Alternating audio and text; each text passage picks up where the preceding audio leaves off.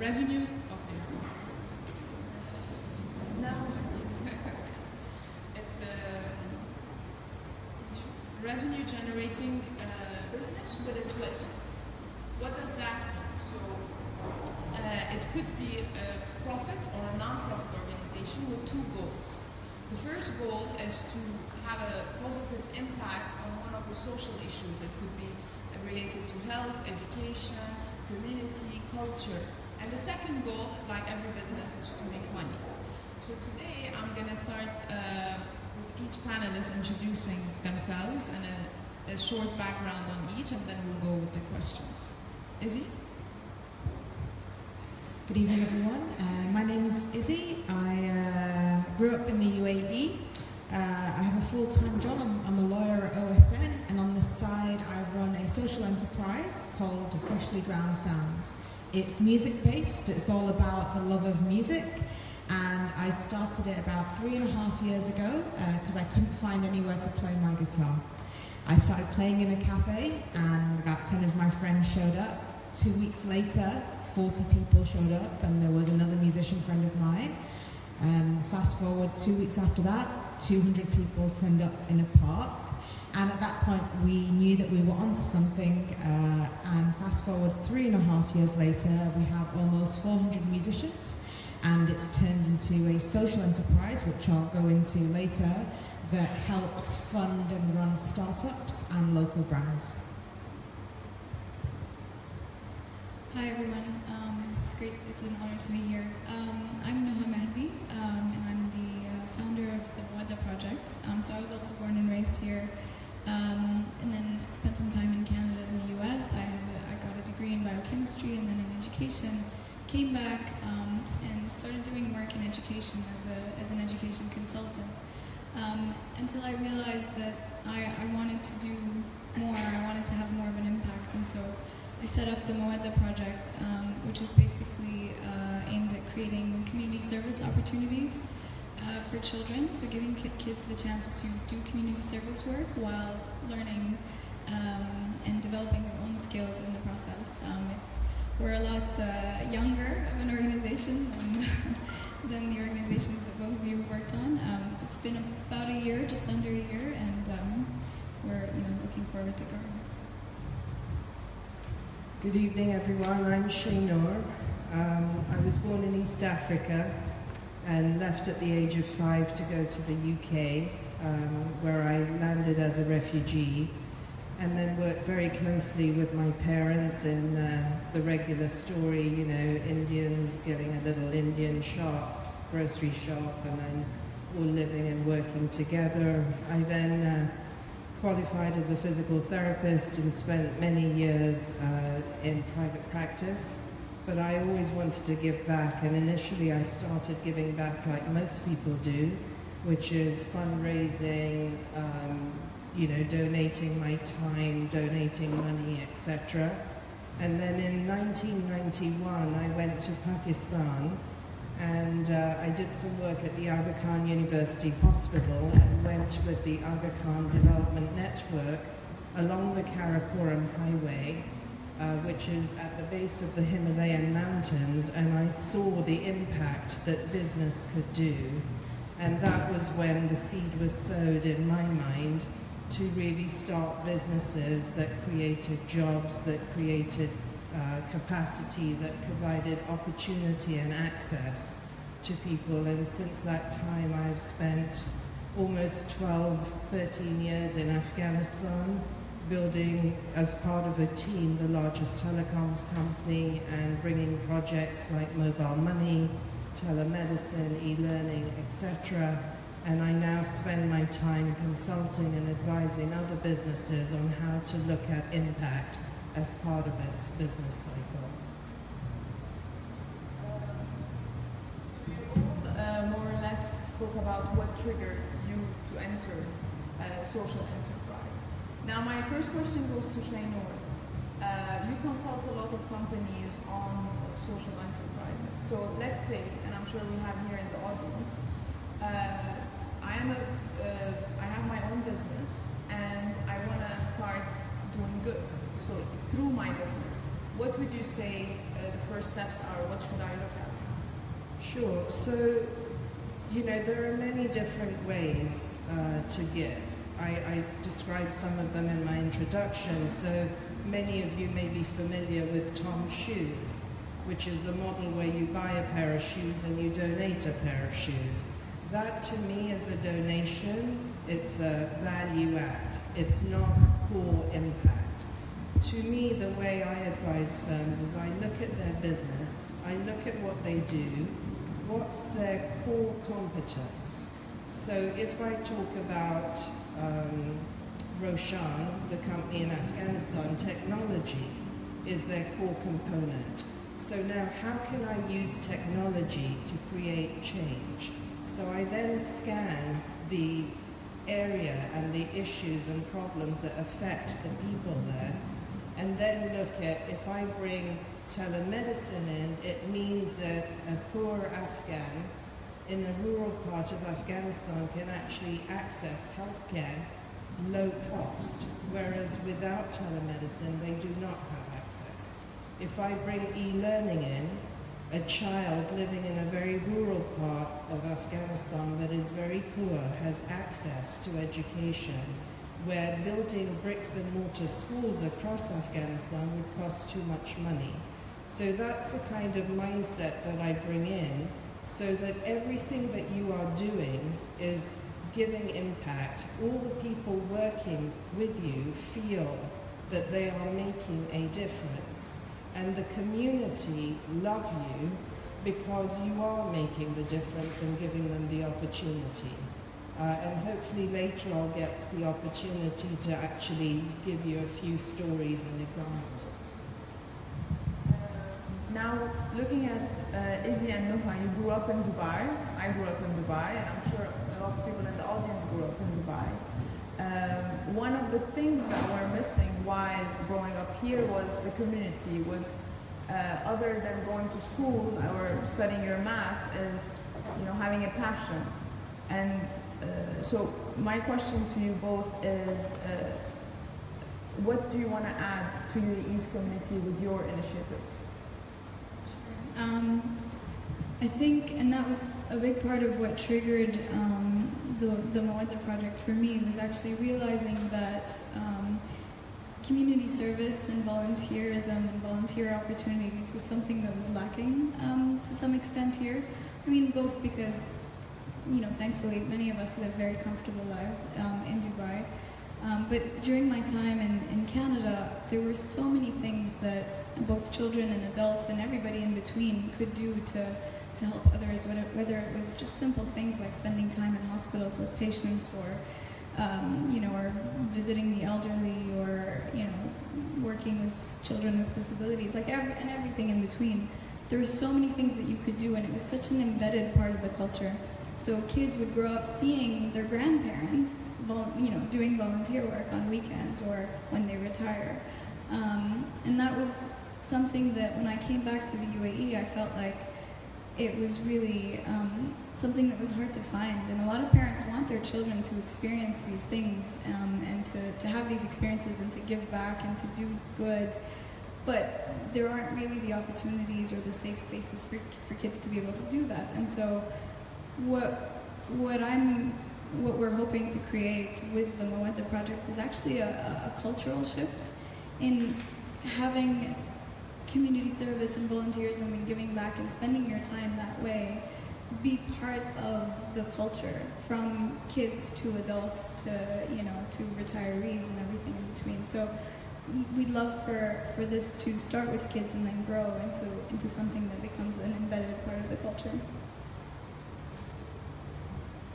I don't think there was as much hunger for community and everything that revolves around social enterprise as there is now, as there was 10 or 20 years ago. If you look at how insanely fast the UAE economy has developed since when we grew up here, and the economy was triggered by pure commercials back then, 30, 40 years ago, but as it's matured, and it's only been one generation, because we're feasibly the first generation of expats that could have feasibly been born here and then have come back. So that adds an element of people wanting to give back. But the other thing is a lot of people are staying here for 10, 20 years now, as opposed to the 3, 4, 5 years and then just leaving and never coming back. So when people come to our gigs at Freshly, one of the first things that kind of made me go, oh, okay, this is kind of cool, is the feedback that we got wasn't, oh, this is great, this feels like home. And this could have been someone who's from England, from Uruguay, Mexico, people from all around the world here. And that triggered a thought in me going, this feels like home. So there's that community element where they're from, and they see that in our gigs because it's bringing like-minded people together. And that's, I mean, to go back to your question, I think that's what I'd like to see more of. And it is happening. It's happening at such a fast pace. Like, if you just think about the 10-kilometer radius now from here, how much arts, culture and community is going on, it's insane to think that that's happening now. For me, growing up here, there was nothing like this. So, I mean, it has to be looked at in a perspective as well, because, you know, if people visit for 2 or 3 days from huge cities around the world, and they're like, oh, it's not like Seattle, or of course it's not going to be like Seattle, it's so young, why would it? And so you have to look at it in like a linear perspective of how far it's come. So going back to what we want it to be, I think more of this, and then also encouraging others to do the same, because, you know, it's more powers in numbers, and it's about re-educating the new generation that community matters and social enterprise matters. Shainoor, you worked on so many very inspiring projects, but I need you to choose 1 or 2 that you can share with us. It's hard. So, I've talked about telemedicine, but, you know, yeah, so, for example, you know, when I first started in Afghanistan, I worked for the largest employer, the largest taxpayer, the largest company in Afghanistan. We represent 6% of the GDP. We've created 40,000 jobs. So, you know, the lineup of people that wanted CT scans and MRI scans and beds and theatres, and that was very, very long. But the fact of the matter was that in Afghanistan, there were not qualified individuals that could operate that. There was not power for the whole day to power these machines. And so that was not the right investment for us. So it took me a while to go around the hospitals and really understand where we could add value. And where we could add value is actually connecting a hub in Afghanistan to a hub in another country that had similar cultural languages and operating mechanisms. So we connected Kabul to Pakistan, the Aga Khan University Hospital there, and we put on teleradiology, telepathology, e-learning, and operative services. So today, as we stand, we have put through at least 20,000 people have had telemedicine consultations. We have trained 5,000–6,000 doctors and nurses. And some of the stories that really come to mind is that a while back, there was a wood chopper in Faizabad, because now this has been extended nationwide. And this wood chopper was chopping wood and decided to have a break. He put the machine down thinking he'd switched it off. And as he turned to walk, his foot caught the wire and it cut his face. And the hospital was connected to Kabul and to Pakistan. But the one surgeon there had never done facial surgery. But through the telelink, he was coached and taken through that surgery where this woodcutter lost sight in one eye only. And I have to tell you the story of the co-joined twins. There was a couple that for 10 years they couldn't have kids. And then this man's wife fell pregnant. And when they had the kids, they had twins that were joined at the hip. So they needed to be separated. And this was the first separation that was successfully conducted in Afghanistan through a telemedicine link, which, you know, gives me pins and needles. And the parents, because boys are so special, had given both children a boy's name. But when they were separated, they were actually girls. So they had to change names. And so I think the thing that I will leave you with is that for me, I grew up in a family of business. I trained in a service business, and for me it's always been about giving back, and I've always seen that businesses come into play to help people. They come to solve a problem, to provide a service. And sometimes as businesses grow, we lose sight of that. And I think we shouldn't, because culturally, even this part of the world, business started with that ethic in mind. And I see today, you know, we were talking about how far the economy has come. This part of the world, like many, is experiencing a youth bulge. And we can't all have professions, we can't all have jobs. And starting in business is a very viable option. It's an option to earn a good living, to provide a product and service, to do well, but to also build capacity of others and to create jobs, etc., for others to join in and you know, have a fruitful life. So I think more and more it would be interesting for me to see some of the entrepreneurship training actually move into school, into high school. Thank you for sharing that. It was really inspiring. Now the other side of a social enterprise, we said, is about making money. So we have to speak about money a bit. So how do you monetize a social enterprise without losing the human element? Noha, we'll start with you. Sure. I think personally for us, that's something that we're still learning how to do and sometimes struggling with. It is really important, and I have to remind myself constantly to hold on to really the human element of why we're doing this, and that has to, you know, stay at the forefront of what we do every day. I think there are a lot of ways to monetize social businesses in general, but what we're doing with the Mawada project is because we're teaching kids new skills. We're educating them. We're helping them develop their own social skills, emotional skills. We're taking them out into the real world.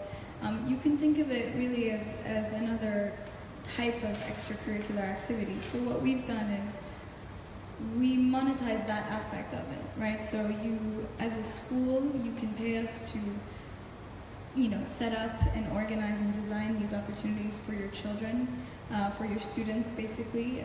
Or as a parent, you can just pay us to sign your kid up to learn these skills. And then the part where they go into the community and give back and engage in the actual community service work, that's kind of, you know, that's where the impact is. And really but I see both as being part of the social impact, right? Because the things that working with the kids themselves, our students, and teaching the things that we try to teach them, that in itself is part of the impact that we hope to create. And then going out there and helping others, so whether it's, you know, underprivileged children or actually refugee children, which is Sure. So recently, one of the programs that we've been running is a program focused on refugee children. So we have students over here learn how to make handmade dolls. We teach them how to do that. We teach them how to write letters and express themselves. We teach them how to make, you know, gift boxes, and then we put them all together and we send them to refugee children. But, you know, again, it's not so.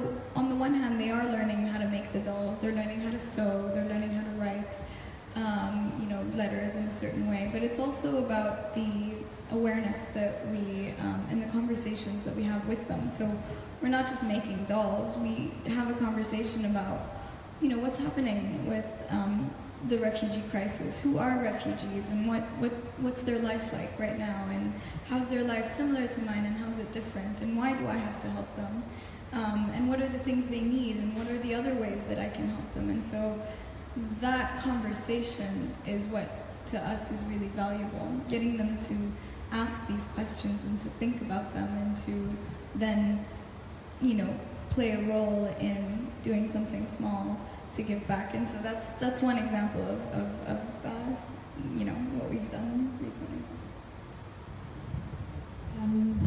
I think Freshly's story is a bit unique in that sense. We were quite lucky when we started. The few of us that started it up, we genuinely did start it for the love of music and community. So, my washing machine cabinet had speakers in, the back of Tariq's car had cables in, there were blackboards everywhere. So we were our own storage, we were our own employees outside of our full-time jobs, so our costs were very minimal. And we just wanted to keep doing it because we just got such a good response. We enjoyed attending them. And so as the numbers started rising and rising, we built up a lot of currency of goodwill and brand equity. Off the back of that, 2 years in, money did become a problem, and that's only because we needed to actually have a full-time employee. It became so busy that we needed to figure out how to monetize it. So, a lot of people said, just charge. You get 1,000 people gig, 10 dirhams, just charge. But that would take away the human element. The whole beauty of Freshly Ground Sounds as a model is that anyone could go, any age could go, no obligation to rock up, no obligation to stay. And that's what kept it charming, and that's what kept the numbers high. As that grew, as the brand equity grew, a lot of local brands wanted to be associated with us or associated with our name because of the goodwill in it. So that became a revenue stream, if you will, but still not enough to actually make any money. So that revenue stream just about, rented us sound equipment, got a few things that we needed. So we were just about breaking even. And about a year and a half ago, I was kind of ready to end Freshly. Really, yeah, so I didn't tell you that in the previous discussion, but because it was running like clockwork, and it was just about breaking even, but the demand for more and more and more got quite stressful, and the demand got too high until something unusual started happening. So we've always, the team of 11, we've done our own branding, design, videography, photography, event curation. And about a year and a half ago, a very small but quite popular local business called me up and said, do you know how you do your events? We're not doing a music event, we're doing an event, but we want it to have the same feel. So can you do some design work on it? Fine. A local restaurant, about a month after that. Yeah, we did charge for it, yeah, we did charge for it. And then a month after that, a cafe, which everyone probably know, again, we were just having a chat and said, the way that you design your posters, that Freshly feel, that branding, the brand, would you be able to design a new menu for us? Like, okay, so we've just accidentally turned into a creative consultancy. So that kind of gave myself and the team an idea of creating an alternative revenue stream, which would then be able to help us afford that full-time employee. And so the great thing about that is Freshly Ground Sounds we've been able to maintain that still as a social enterprise, because there is no money in music in Dubai at the moment. Everyone that works in it will agree with me, I'm sure, in non-commercial. And that's remained charming, and we haven't had to ruin that brand. So Freshly Ground Sounds does not make money, and that's no secret, but it breaks even, and that's because of sponsorship and goodwill. And we've managed to, by a series of coincidence and circumstance, come up with a very sustainable revenue stream. So Freshly Ground Sounds is more of kind of the marketing arm, but a very, very, very glamorous marketing arm, if you will. And Freshly Pressed, which is our other creative consultancy arm, is running on its own. So that's my particular story. But I think the takeaway from that is that's so outside the box of kind of, it's not always about looking at a specific skeletal plan and being like, we have to see a revenue stream here, here, and here. If anyone that's running their own business, however small or however young, just kind of takes a step back and looks at the timeline of the people they've come across and the brands or the companies they've worked with and collaborated with, I'm pretty sure that everyone can find that mini glimmer of kind of an alternative revenue stream to keep the social enterprise part of it community-based and social.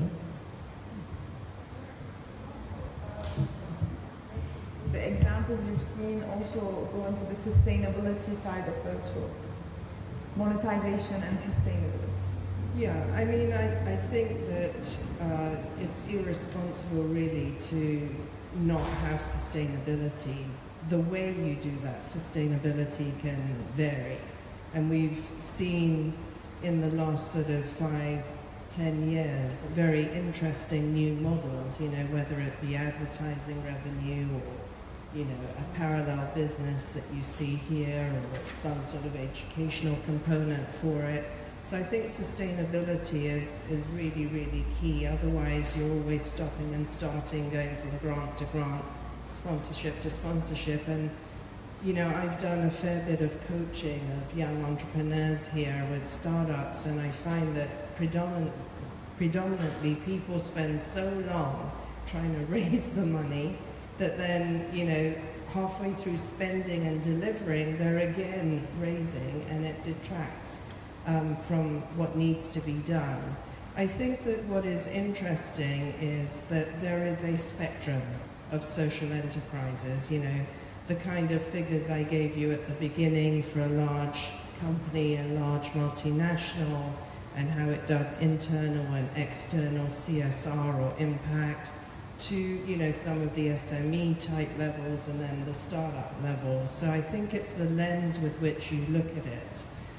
But what I find really exciting in the UAE at the present time, and probably I would say within the Arab world, is that there is far more movement towards people taking a chance with social enterprises, and there are far more institutions like Shera and Flat 6 and 1776, and, you know, there's lots of them here that can help. There are also university hubs that help kids get on track. And I think that that is a really interesting happening. At the beginning, I felt very much that it was ad hoc, but I think now we're beginning to see an ecosystem really evolve. And the government is getting behind it. It's becoming a little bit cheaper to set up. It's still expensive. You know, in the UK, in the States, you know, $200–250 and you're in business, right? It's not the same here, and there's a lot more regulation. But just like Izzy said, it's a young country and it's a young ecosystem. But I can really see that this could become the place people come to, an alternative place. And I think that the other thing that Dubai has going for it, or the UAE in general, is that it's a very international, cosmopolitan city. And in that is sort of the opportunity to address various different markets. It's also very central in a great hub. And within 4 or 5 hours, you can get to some really interesting places where you could scale to. So I think that there's a lot more positive to come here. I'm excited. Yes, everything we heard till now is positive, exciting. But now when it comes to getting your hands dirty and actually implementing, actually going on your day-to-day operations and doing it. So what are the challenges that you have, and how do you find the solutions for them? And this applies to a normal any business, but I would think that you always have to also keep the social impact behind. So I want to hear more about the implementation side of it. Yeah, it's really exhausting. It is running a startup, running your own company is exhausting. I have a full-time, 3.5 jobs. So I have a full-time job alongside Freshly Ground Sounds. I head up a team of 11 people, many of which are my close friends. That's also difficult.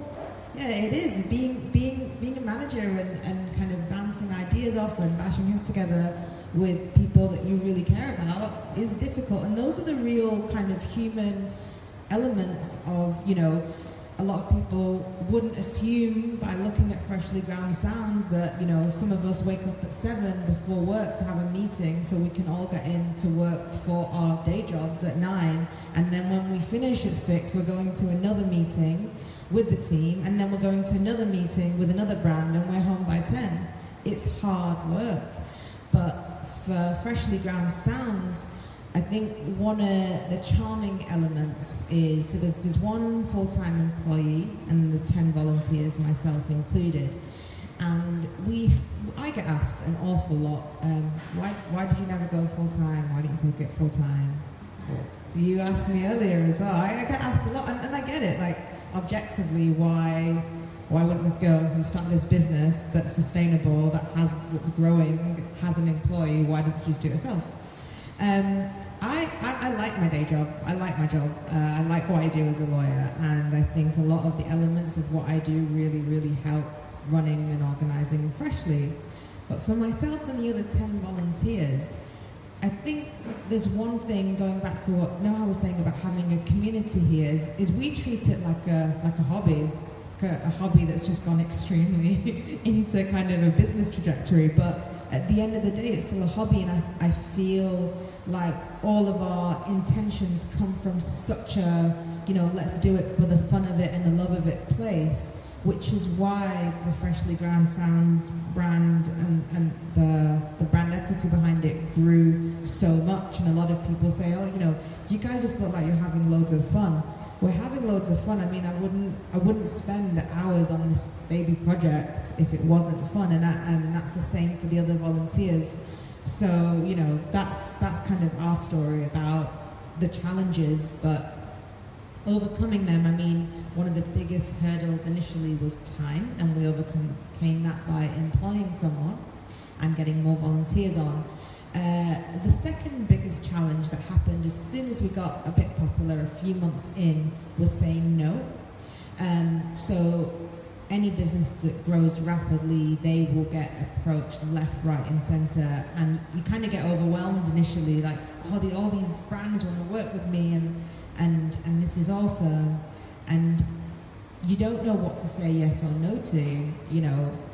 Being if you're on your own, or if you're with one other person running a startup, you are going to second guess yourself, you are going to mess up. But all the decisions that we've made, either myself alone or as a team, we've all learned from them.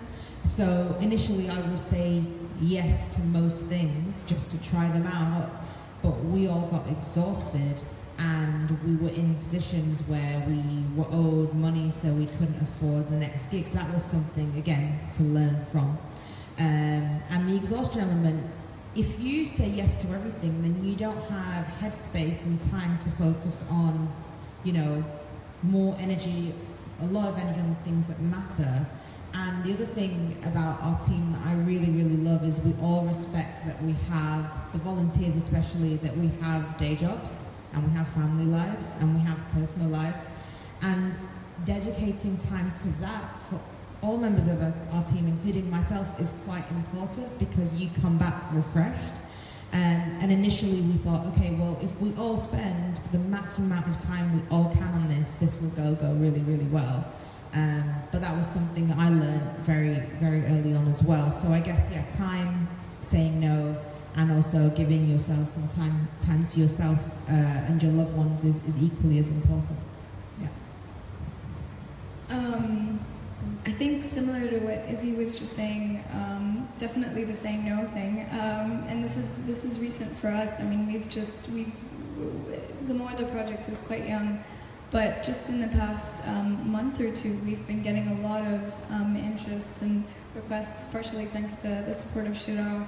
And so it does get overwhelming at some point, especially, you know, just as a startup. I think whether it's a social startup or not, at some point the demand starts to become more than you're ready for as a team. And so just thinking about questions of scale and how do you grow while keeping the human element alive, I think that's something that I'm struggling with right now. I think there's a lot that we want to do, there's a lot of interest, there's a lot of demand, and it's just balancing keeping our values and keeping our human element alive, and doing as much as we can, but also saying no sometimes when it doesn't feel right, or when it's taking away from us being able to, you know, focus on what's important, or do more down the line potentially. I think also similar to what you're saying is you have musical equipment and things that you lug around. We have all our educational supplies. My car right now is full of, you know, all kinds of materials for workshops that we run with kids. We had a workshop yesterday at a school in Dubai, and my car, you know, we have to just, the logistics of just taking things back and forth, and it's still very much a personal thing, you know.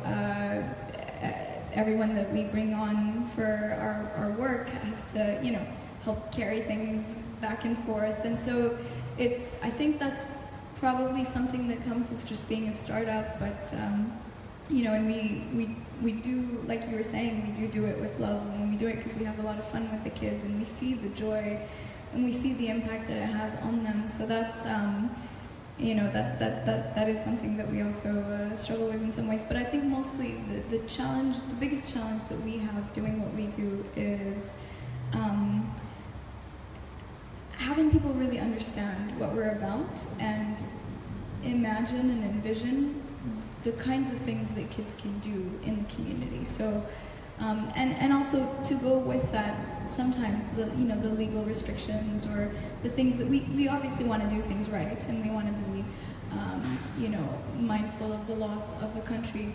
But even just going to a hospital and saying, we'd like to bring our kids in to sit with patients, to read with them, to do activities with them.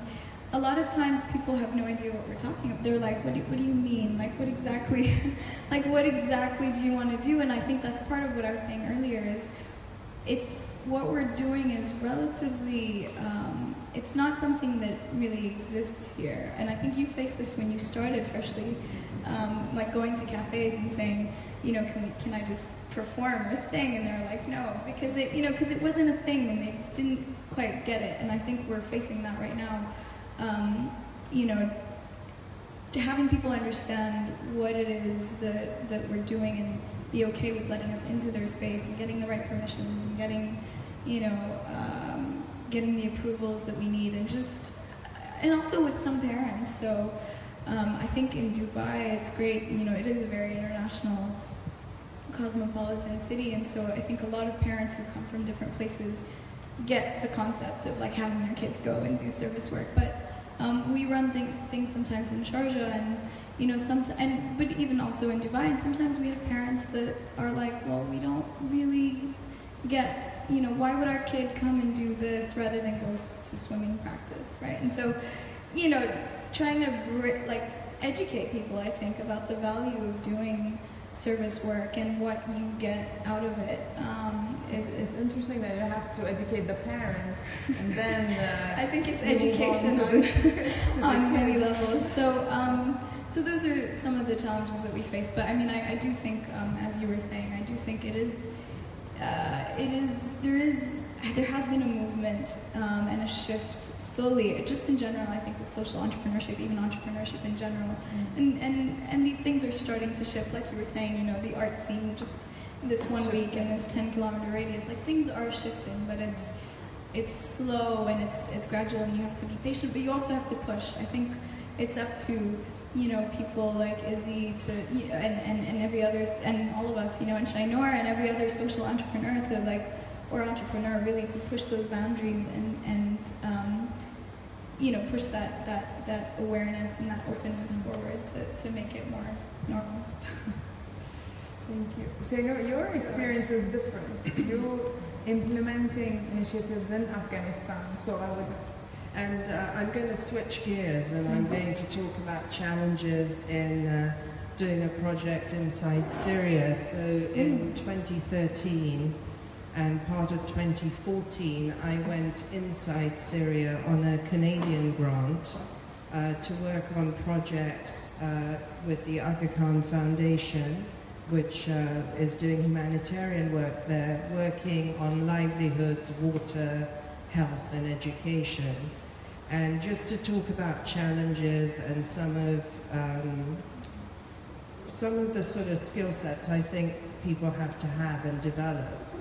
So when we were looking at education, this part of Syria was a part to which many of the displaced people from places like Raqqa and that came. And so it was a multicultural group there, and of them there were 7,500 children between the ages of 0 and 6 years who were not in school. These families were in desperate situations, having lost most of what they had and living in very crowded and not the best kind of environments. And with stressed parents, the children needed places to play and run, and clearly they didn't have those spaces, and so they became quite a target for parents to lash out, not because the parents didn't like their kids, it was just, it was a very stressful time. And so, when you talk about challenges, when you're faced with that, where do you start? Where do you start? And so we put a team together and we did a survey and we found where the children were and where there were large groups of these children, what their ages were, etc. And then we looked at places where we could build classrooms, and we went to the community centers and we corralled the local sort of carpenters and building people to help us renovate these spaces so that we could actually house the children there. And we got teachers in the community to come for interviews and got the curriculum agreed with the Ministry of Education, so that in the end we set up 16 classrooms where 1,000 kids could go to school on alternate days for half a day shift, and we created 165 jobs. And from then to now, obviously, a couple of thousand children have gone through it. But what that taught me were a few lessons. One is, you've got to take the first of all, you've got to be passionate. You've got to be passionate to leave the comfort of Dubai and go there. 9 hours without electricity, 11 days without water, so that is tough. Then you have to take the big problem and break it up into manageable pieces, like a jigsaw puzzle, so you solve each piece of it. And you'll have ups and downs, and we had tough days when what we planned didn't seem to work out, and we started with thinking, oh, we've got to have 25 children maximum in a class. Well, we're not Canada, we're not the UK, and we're not Dubai. We ended up having 35 to 40 children in a classroom, which was not ideal, but it was possible. So I think passion, breaking the problem up into small pieces, I think listening and testing things out, and being able to accept failure, and you can have your little cry, but very quickly getting back on your feet and seeing how you can fix that. I think also learning to enjoy the journey. So often we're so stressful to get to that point where it's all running beautifully that we forget all the wonderful stories and happenings that are happening along the way, which are really the things that I'm going to talk about in my old age to my grandchildren, because they're the memorable pieces, they're the human elements that these two are talking about. And I think hopefully that helps give some perspective. I'll just add one more point. Going back to Afghanistan, you know, the business in Afghanistan is now a Harvard case study, and it's taught at Harvard and Stanford, and often the MBAs, you know, they'll ask us in class, so, you know, how did you come up with that? So one of the things that we did was, you know, telecoms have towers that have fuel, that keep the towers running. And the fuel is something that's valuable, so people would steal it. And so we had guards. And the guards cost us $14 million a year to have, which was a very high expense line. And people still stole. So we went to the community and we said, we'll teach you how to clean and how to maintain the towers. You maintain them and we'll pay them for you. We will pay you for this, and if they operate for a certain period of time over and above the norm, we will give you a bonus on that. And we will pay you through mobile money, so it's all transparent. And so that was our solution, but that wasn't us being brilliant, it was just a question of a set of problems where you really looked at all the potential solutions. So I think that's the other thing, keep an open mind so that you can see solutions that you wouldn't readily, ordinarily see. I hope that. Now I want to understand more the ecosystem of the UAE in terms of setting up a social enterprise. So when it comes to clients, suppliers, banks, how do they look at the social enterprise, and of course the authorities. So if you can tell me quickly, well, I'll put a scale 1 to 10. So 1 is easy, 10 is hard. How hard or easy was it? And just a short... Well, you're a lawyer, so... I know, so don't get me started. I'll try and keep it brief. The way the federal... I'm not going to go into legal, so don't worry. Essentially, yeah, so depending on what emirate you are in, there are various different options, and there isn't a short answer to this because it really depends on the activity. So when it comes to health and education, you've got such a wide variety of well-established different models and different licenses based on a free zone and mainland you can choose from. When it comes to something like music, it is very, very, very limited. So, you know, at the risk of going into too much detail, as of, I think, about 2 years ago, it went from, what was the easiest, 1 or 10? 10 is hard. Okay, so as of 2 years ago, it went from being a 7 or 8 for us to a 3 or a 4. So we managed to set up in a creative free zone, which didn't exist until 2 years ago, which covers all the various wonderful creative activities you can think of, and it took us about 4 weeks. So that's the short, non-lawyery answer. I think, so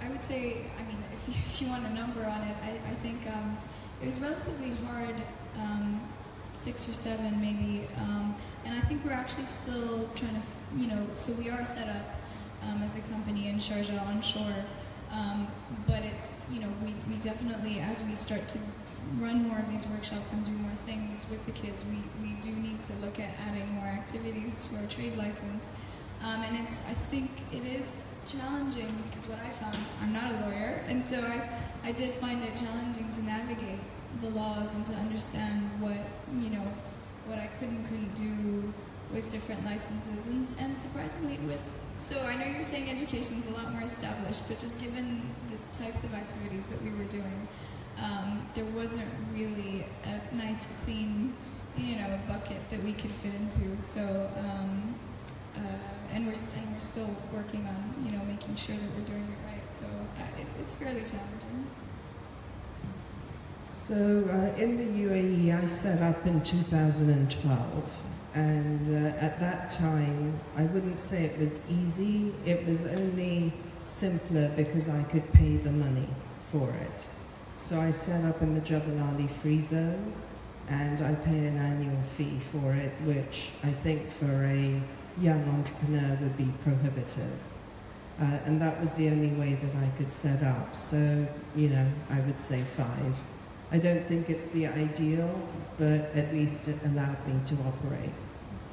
Just to add to that, I forgot about the financial aspect of it. Yeah. You know, it is quite costly to Yeah. set up here, and so without the support of government entities that we've gotten support from, like Shainoor and Al-Bayt al-Wahid from Abu Dhabi, you know, I don't think I would have done it as quickly, or I don't know what it would have been like, but I think if I hadn't gotten the grants and the financial support, it would have been very different.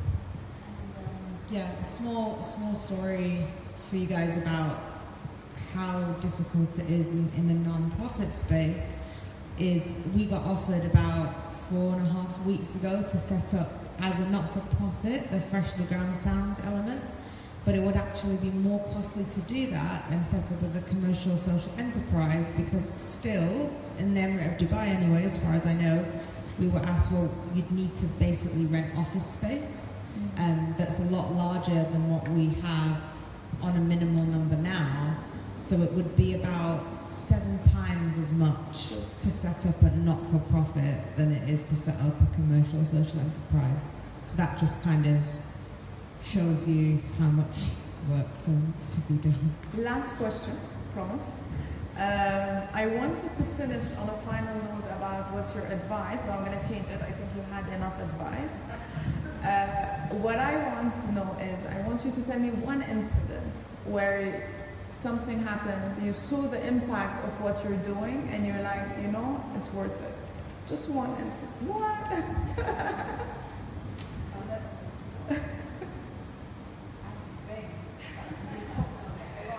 Present for this question, I'm sorry. I will start. So the year was 2008, and a gentleman came to my office with his wife and his 9 children, and a young daughter named Deva in a pink dress. And he said, Mrs. Khoja, I've been looking for you everywhere. I've been told you're the only person that can save my child. And I looked at him and I said, what do you mean? And he put her in my arms. And he said, she's dying of leukemia, and there's no treatment in Afghanistan, but I've been told if I come to you, you can help. Now, there wasn't much that we could do. It didn't fit any criteria for us.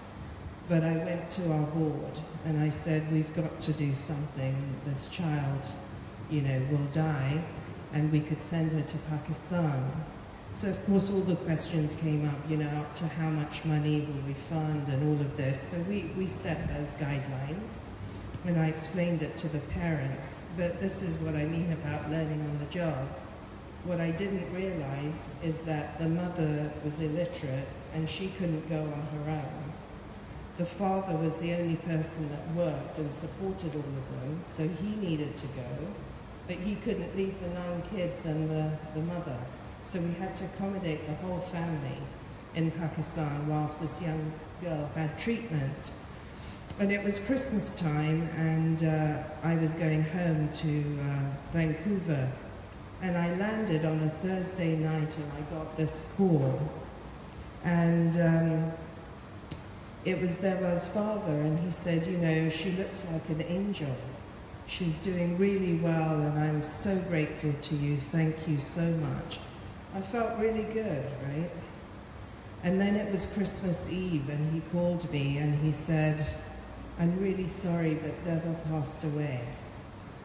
And there was a lot of snow. It was Eid, and we couldn't get flights. And we didn't have a coffin the size of Deva. But he said to me, look, in our faith, we have to have her back and buried straight away. So we actually arranged for a coffin. We arranged for 2 cars to bring them over. And they had the ceremonies. And to this day, you might all be wondering, she's telling a very sad story. But I'm telling you this story because whenever I meet this gentleman, he comes up to me and he is very, very grateful, because he says that for a father to not be able to do anything for his child is the worst punishment. And to know that he was able to do everything he possibly could for his daughter was enough for him. And so for me, that is one of many stories I can tell, and there are many very positive stories, so I don't know why I told you that one. But, you know, there are stories of lives I have saved. And, sorry? Oh, no. Well then, can I tell you a quick, a better story, yeah. So, you know, my first employee was a nurse in a clinic I set up in Afghanistan, and she married an early employee that was in the IT department. And they got married, and you know, it was one Friday morning that they didn't wake up. And in Afghanistan, you have this bukhara, which is an oil drop that goes down. And the flame had gone out, and they had got carbon monoxide poisoning. And so, you know, the family phoned me instead of phoning an ambulance, because this is what we had become to our employees and to the community. And of course, we brought all the oxygen and we revived them. And the employee that was my nurse, and I'm purposely not using names because she still works for us, she had suffered a little bit of sort of slowness from the carbon monoxide poisoning. So we stuck with her for 8 months. You know, she kept working and we gave her sort of time off and that. And today she runs the program that I ran. And the husband unfortunately had a stroke at the same time, and we sent him to Pakistan. He got fully rehabilitated and brought back, and today they have 2 children at school. So lots of great stories like that, and I think that's what makes it worthwhile to do the work that I do. Thank you. Thank you for sharing that. I think Farida, we have time. Okay. Okay. I mean, I have two quick stories. One is, one of the programs we ran was we had teenagers work with underprivileged, like children who need educational support from, you know, less privileged families. And so one of the teenagers that we had come in to be a mentor and to be a teacher was a 14-year-old boy, lives in Dubai, a very comfortable life. And so on day one, they met with their, you know, with their young learner, as we called them, and they had to find a few things that they had in common with each other. And this boy, the first thing that he was asking them questions, and he's like, "Oh, so do you like Ferraris? I fly drones on the weekend. You know, do you fly drones on the weekend?" And the young kids looked at him and had no idea what he was talking about, because they just didn't come from that background. And so, you know, I was like, okay, whoa. And so this was a 2-week program, and so we worked with the teenagers on, you know, how to engage with these kids and understanding their needs and being a big brother and a big sister to them. And so for me, it was really, really nice to see that by the end of it, and initially too, when he was reading to the kids, so there was reading activities, and he would read to his young learners like really quickly, you know, assuming they understood everything, because he couldn't grasp that there were these kids who didn't have the kind of education that he had. So it was really, really nice for us to see that by the end of the 2 weeks, he had changed so much with them. He would read a lot more slower, and he put a lot of effort into, you know, oh, okay, so they don't know these 5 words, and he started, you know, he would create flashcards and things and like really work with them on helping them understand certain words. And I think it's such a small difference, right? And it's not something that I can really quantify, but I could see it. I could see that on day one, he was this, you know, privileged, somewhat arrogant 14-year-old who couldn't imagine, you know, a boy or a young girl who didn't live in the world that he lived in. And by the end of it, he was working at their level, and he was trying to make that connection, and he was doing whatever he could to connect with his kids. And that for me was priceless, to see that shift in him.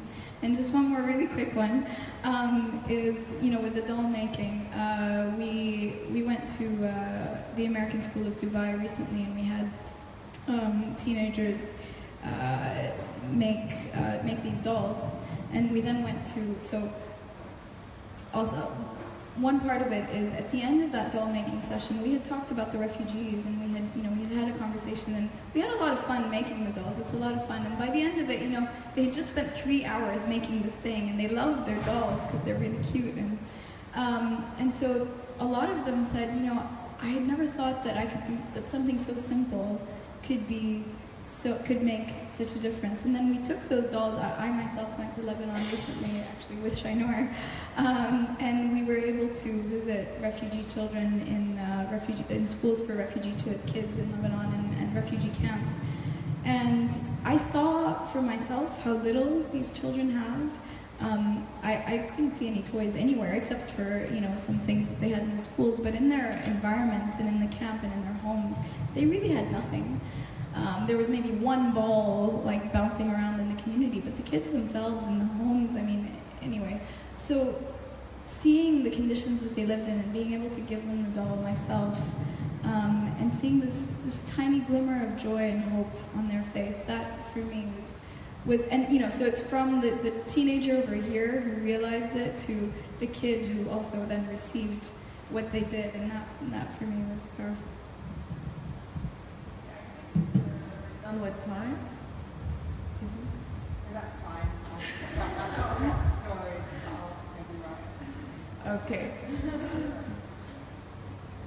Stories, okay. I mean, mine aren't anywhere near as epic as those stories, but one of the things that we wanted to with Freshly was show people outside of Dubai that a community like ours and music and original music coming from the UAE exists. And so over the past few years, I won't go into detail of the story because we're out of time, but we have a fan club of 2 people in Sweden. We've had, hey, they know where Dubai is, that listen to original music. We had radio play of 5 original songs in a local radio station in Florida. And we're also really randomly in a magazine shop in Tokyo. So that's how far the word of Dubai's little community has spread. So that's a fun story to end on, I guess. Thank you to each of you for sharing this. We can take some questions. Yes, does anybody have any questions? No. See, we have one question.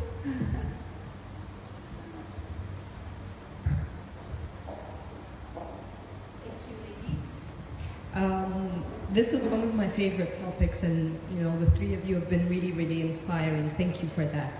I'll bring in the big bad corporates, for-profits. That's what I worked for 17 years. But just to make up for my sins, I was working on community and giving back. And honestly, it was very easy in places like Egypt, Lebanon, Morocco, Jordan, to run activities that have a social impact. And when I moved to handle that function in Dubai, and I was telling management, from which I was a part of, we should really get our employees to give back and volunteer in the UAE, I had 2 responses. One was a big long laugh. This is the UAE, don't you see the glitz and glamour? There are no poor people here. And I grew up here, so I know the impact of that. And the second was a huge difficulty in finding enterprises where we could bring our employees to actually volunteer.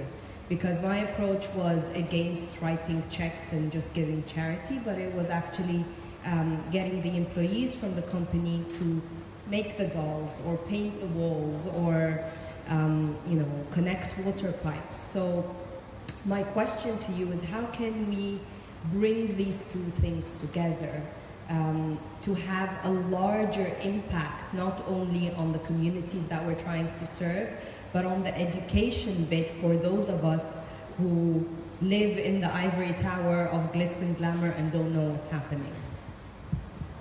Yeah, I actually don't think it's anything to do, social enterprise and community is nothing to do with being rich or poor. It's got nothing to do with that for me anyway.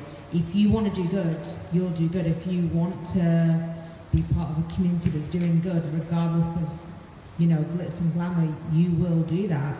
And then the other element is convincing other people to do it. Well, then maybe they're not the right people to do it. So, for example, you know, if someone wants to paint a wall, if you look at so many community initiatives around the world, even innocent smoothies, for example, they were just making it in their kitchen for the fun of it and the love of it, and then sold them at festivals.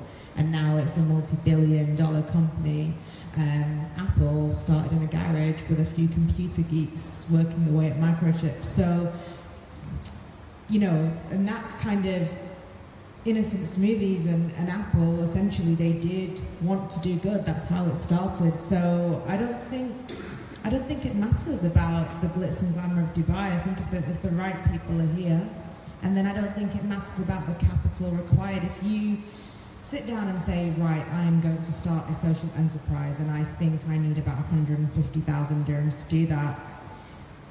Sometimes that does work, but, you know, the ones that I've seen, you know, that are very apparent to me visibly, that are hugely successful, have all started, I mean, all of us are passionate about what we do, and that's why they're going. So yeah, I don't think those factors are relevant to me anyway. I think possibly if I take a slightly different perspective, what you're probably asking about is employee engagement under a multinational. So I think that, you know, in many other parts of the world, obviously there are lots of opportunities, Timberland, Microsoft, HP, etc., go over and do all kinds of projects. And I think that some of these multinationals do that. But there isn't enough sort of opportunity around. And I think with it being the year of giving, that is beginning to push organizations to look at this. And there are now UAE NGOs that have various fundraising initiatives. There are also initiatives being allowed, like we did Price of Water, to raise money for Gaza. But I'll just put a plug in for Mercy Corps, who I represent in the region, and they, together with Crescent Enterprise, are bringing together something called Micro Mentor, which is targeted to multinationals to allow their employees to actually mentor and coach young adults and entrepreneurs in a variety of things. So look out for it. It will be there later in the year, hopefully. I just wanted to add to that just one thing. I think maybe what you were talking about is an awareness of the needs that do exist in this country, because they're less apparent, for sure. You know, you go to a place like Egypt or, you know, I don't know, Libya or Jordan, anywhere, you know, and the needs are kind of a lot more visible and present. And so for a company to go out and say, okay, we're going to connect, we're going to physically go and do something about whatever the need is, I think it's easier. And so here it is a little bit harder to find those needs, but and that is actually why, you know, we started doing what we're doing, is because we want to, you know, find those needs and then create the opportunities for more people to be able to do that. So I guess we just have to keep doing it. Good evening, everyone. Thank you, ladies, for the inspiring stories. I don't have a question, but I have a note to mention if I can enrich the discussion a little bit. My name is Molam. I'm global founder of Sustainable Spirits, an advisory firm in the field of CSR, sustainability, and social impact. I want to talk about the trends in social enterprises today, in the future, what's going to happen in the future. There are a couple of trends that are happening, and we are seeing them, you know, being implemented and changing the landscape of social enterprises in the world today, especially in the Middle East. We are seeing NGOs changing the way they're functioning towards a social enterprise. Look at the NGOs now in the Middle East. They're all struggling to get funding. So they're not going to innovate and introduce new products and services. They're going to die. So the new wave NGOs are shifting to social enterprise, and what we are doing today, we are encouraging more CSR departments from corporate sector to, instead of keep injecting money into these NGOs and they're dying, work with them to change their mechanism towards becoming a social enterprise that they can sustain themselves. It is not CSR anymore, it is not philanthropy anymore, it's a social investment. So every enterprise today is approaching it with a social investment mindset with an exit strategy. So I invest in you for 2-3 years, then I exit, so you become a sustainable social enterprise in the future. The second trend that we are seeing globally, every enterprise globally is becoming a social enterprise. Look at it. What is happening today that all the corporates, like the mega giants today, they're thinking on how they can do good at the same time do business. And that's where we created the new terminology of creation of shared value. So any enterprise today, they have to think mutually how they can make money and then impact the society at the same time. We don't need to create the next Samsung, we don't need to create the next Apple, we don't need to create the next Toyota. But what we need to do is to create new services and products that can solve the planet's issues at the same time, sustain all these enterprises.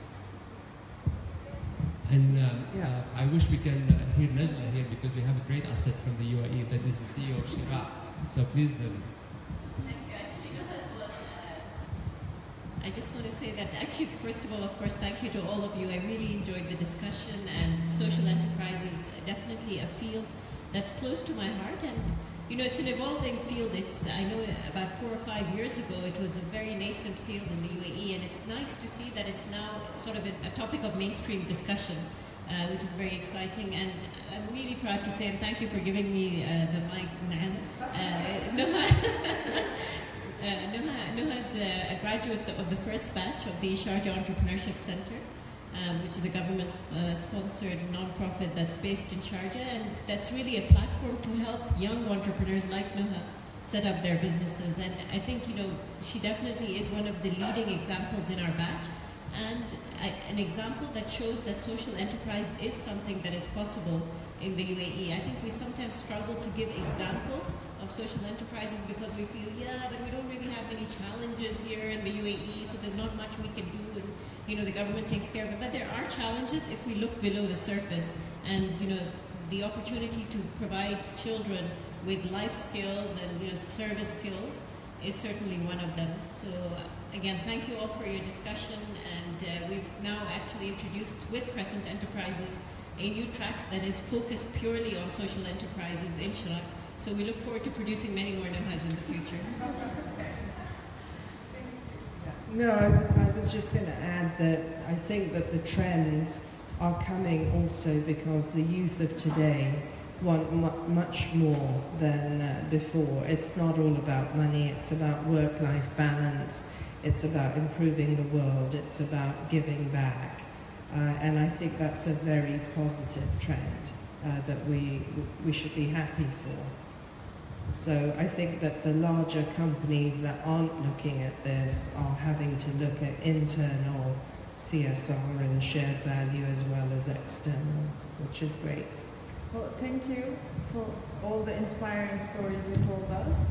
And Farida is giving me the time out, so thank you all for coming also.